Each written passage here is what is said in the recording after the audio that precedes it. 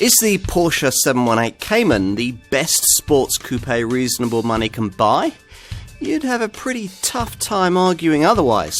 For an insight into just how far ahead of its rivals this car really is, you need look no further than the fact that it's most regularly compared to its 911 stablemate, which costs about half as much again.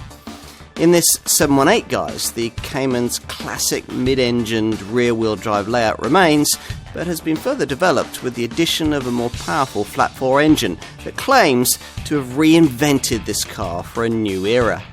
Add in sleeker looks that really offer up that want one factor, and you're looking at an obvious choice in its segment, a supercar in all but price tag. The 4-cylinder 2-litre and 2.5-litre engines of this 718 Cayman are a very different proposition to the flat 6 normally aspirated motors previously used. Now, some will mourn the change in engine noise, although the latest units do have their own distinctive character when they're revved hard, and they're certainly more powerful than before. The entry-level model comes with 300 bhp, and that's good enough to see off 0 to 62 in as little as 4.7 seconds if you go for the PDK 7-speed dual-clutch automatic transmission and you use the optional launch control system. Pick that gearbox and mate it to the 2.5-litre motor that's found in this Cayman S variant, and that sprint can be completed in just 4.2 seconds. Top speeds, well, they see the standard 718 Cayman hit up to 168 mph, while this S version maxes out at 177. Even so, you can also expect to see strong efficiency returns, especially with that optional PDK auto box fitted. In this, guys, expect combined economy of up to 40.9 mpg for the smaller capacity model, along with 158 grams per kilometre of carbon dioxide emissions, or 38.7 mpg and 167 grams per kilometre for the S version. As well as being quicker than its predecessor in a straight line, the 718 model also benefits from quicker feeling steering, thicker anti-roll bars and a more focused suspension setup too. It all means that a Cayman remains the best handling car in its class, with even greater reserves of balance and cornering control.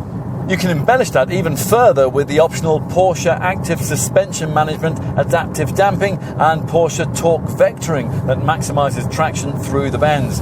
You're probably also going to want the optional Sport Chrono package with its selectable driving modes that alter the way the engine, the steering, the suspension and the PDK gearbox react. Pick the PDK gearbox, and the Sport Chrono pack comes with launch control for Grand Prix getaways, plus a Sport Response button that aids quick overtaking by putting the engine and the transmission into their most alert calibrations for 20 seconds.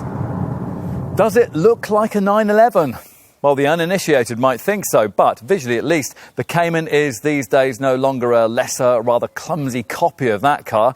Instead, this is a different, slightly smaller, more agile-looking coupe that, in this 982 series form, shares only its bonnet, boot and windscreen with the previous 981 generation Cayman that Porsche launched back in 2012. These headlamps, which are larger than before, get more prominence on the wings, and they feature 4 LED daytime running lights that sit at the corners of the main bi-xenon lamp units.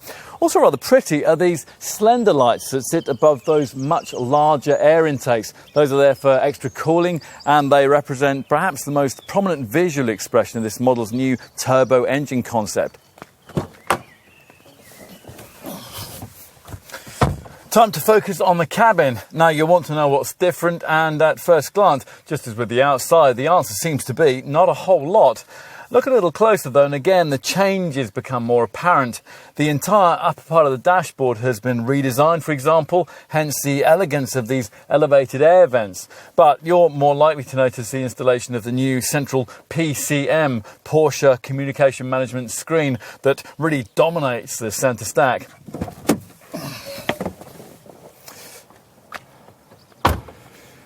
As for luggage space, well, the mid-mounting of the Cayman's flat 6 engine has always been a big plus in this regard. OK, so your service technician might not immediately agree, but you will value the utility of having 2 boot options.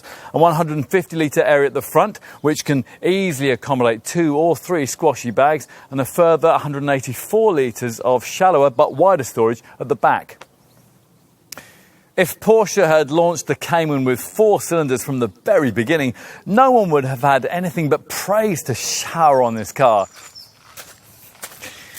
The power you have is surely more important than the cylinder count, and this improved 718 Cayman is significantly faster than either of its predecessors.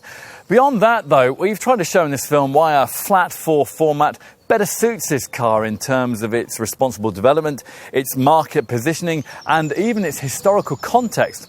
There is a price to pay for that, of course, and just like the Cayman's other admirers, we miss in this 982 series car the sonorous howl under full throttle that so characterised the previous versions.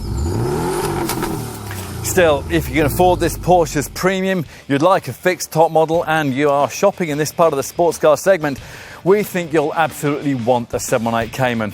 It's the best car of its kind that money can buy. There's nothing else that needs to be said.